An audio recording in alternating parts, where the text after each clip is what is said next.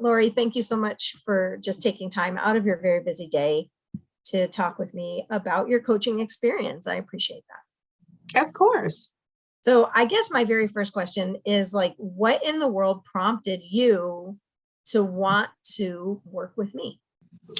Well, I was just exhausted. My mother had recently passed away, and I had been being her, not really caregiver because she was in a home, but I had been running back and forth, visiting her, selling her farm. I work a full-time job of housekeeping, and I deal with every one of my clients' personal problems because they talk to me all the time. I have my own family and my own children, and it was just a lot. And I think the stress of all that has made me sort of a stress eater as well. So I had gained weight, which I wanted to start working on. And that was the gist of it. And what were some of the things that you learned through your coaching experience? I mean, I know we were together for quite a while. Yeah. What were some of your biggest takeaways? Oh gosh, so many.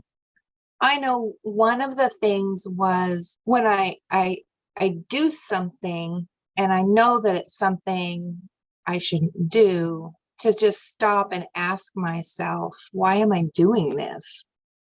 Because you don't often stop and ask yourself. You get that little twinge in your mind that says, like for eating example, I shouldn't eat that. But you don't stop and ask yourself, like, why do I want to eat that?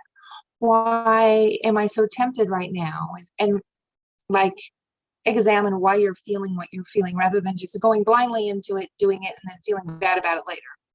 Giving it more thought, like before you do it.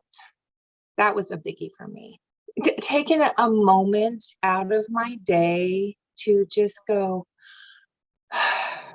and relax and breathe and sit down and just take a moment. I never took a moment. It was really helpful for me to know that sometimes I just need to take a moment for myself, sit down, do some deep breathing and relax a bit. That I don't have to impress anybody as long as I'm happy with what I'm doing. I don't have to be everyone's everything. You know what I mean? I don't have to try and please all the people. As long as my main people are okay with me and I'm feeling good about myself, I don't have to try and be everyone's everything. Oh, I don't know. There was just so many things I learned. Priorities are a biggie. I think I thought I had my priorities in order, but they weren't really quite what I wanted. You had asked me somewhere along the way about priorities, and writing them down and actually assessing each one of them made me realize that I think what I thought were my most important priorities really weren't. How was your coaching experience? Like, how was it to be coached? At first, awkward. Just because I've never done that before. And having someone asking me all these deep questions that required so much thought, it was like, I think I probably said a lot, let me think about that for a moment, because you asked me a lot of things I hadn't really thought about before, or at least in that way. And then as we went along, of course, it got easier and I knew what to expect a little more. But it's always like, okay, what's she going to ask me today? It's going to be something deep. I just know it.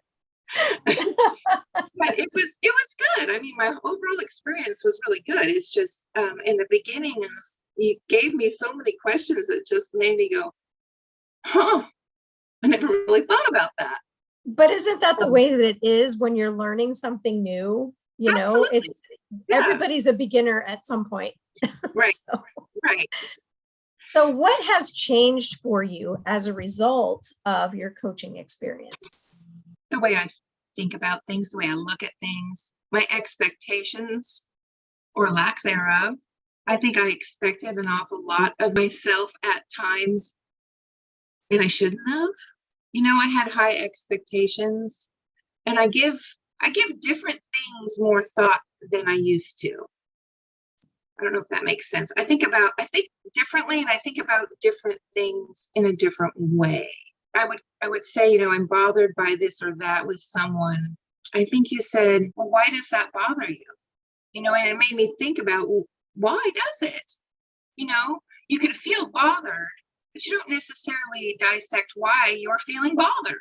It gave me more skills to think about my feelings and why I'm actually having those feelings. You have these feelings, but you just go with them and you don't really think about them. I think I Yeah. think about them more now. Amazing. And what difference has that made for you? Being able to dissect your feelings, like what difference has that made in your life? It's made me make, I think, better choices more often because I'm thinking about it more. And I'm also not beating myself up as much when I do make a wrong choice. It's like, okay, I did that. Let's start over. Amazing. Yeah. I like that too. Because like with the eating example, you eat this thing you shouldn't have and you knew you shouldn't have, and then you feel so guilty afterwards. You're like, well, I might as well eat the rest of it since I've already screwed up. I don't do that anymore because I catch myself and I go, okay, shouldn't have done that. But then I stop because, why would you do it again? But before I wouldn't think that way. I would just think, like I said, I would think, well, ate half that pie already, might as well finish it off.